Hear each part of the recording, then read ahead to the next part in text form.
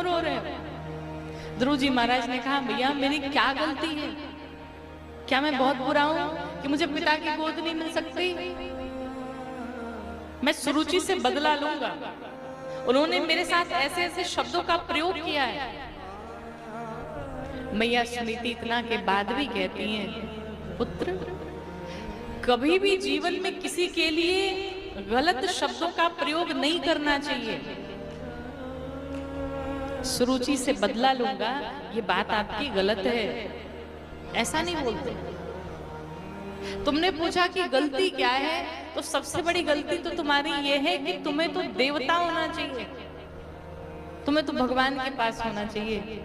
ऐसा सुंदर स्वभाव, ऐसा भक्त चरित्र, तुम तो गलती कर दी मनुष्य बन करके। और एक बात कहें, तुम्हारी माँ ने जो कहा कि जाकर के तपस्या करो, तो दुनिया से क्या हाथ फैलाना है? अगर मांगना है उस गोविंद से मांगो, श्री ठाकुर जी से मांगो।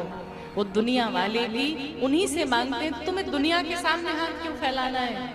तुम जाओ भगवान नारायण की तपस्या करो।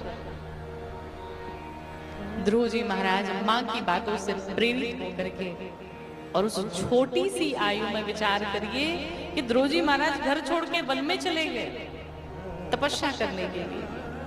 छोटा सा बालक, उसे पता ही नहीं कि तपस्या कैसे करनी है, भगवान को कैसे बुलाना है, कौन से मंत्र का जाप करना है। देव ऋषि नारद आते हैं परीक्षा लेने के लिए। देखा जाए इसके भीतर सहनशीलता कितनी है, भक्ति कितनी प्रगाढ़ है इसकी। देव ऋषि नारद आए, ध्रुव जी महाराज भटक रहे थे। ध्रुव जी महाराज से पूछा, बालक क्या नाम है तुम्हारा? ध्रुव जी महाराज ने अपना नाम बताया। क्या करने आए हो? कहा भगवान को पाने आया हूं, तपस्या करने आया हूं। तो ध्रुव जी महाराज से देव ऋषि नारद ने कहा, बालक इस घनघोर जंगल में बड़े बड़े शेर रहते हैं, भगवान नहीं रहते यहाँ पे, तुम्हें खा जाएंगे।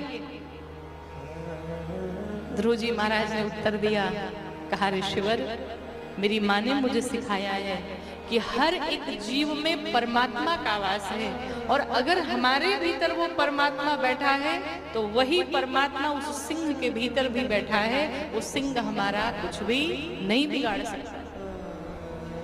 देव ऋषि नारद ने सोचा पहली सीढ़ी तो इसकी मजबूत है।